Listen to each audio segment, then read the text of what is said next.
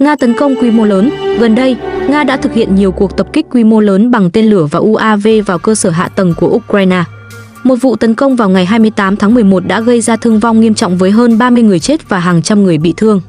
Các hệ thống phòng không Ukraine đã bắn hạ thành công một phần trong số các tên lửa, nhưng vẫn không thể ngăn cản hoàn toàn. Mỹ tiếp tục đóng vai trò hỗ trợ lớn cho Ukraine, bao gồm cung cấp vũ khí phòng không và các hệ thống tên lửa hiện đại. Tuy nhiên, các nguồn dự trữ tại Mỹ và phương Tây đang dần cạn kiệt, tạo thách thức lớn cho việc tiếp tục viện trợ quân sự. Tổng thống Zelensky thừa nhận rằng Ukraine gặp khó khăn trong việc kiểm soát bầu trời do thiếu vũ khí phòng không hiện đại.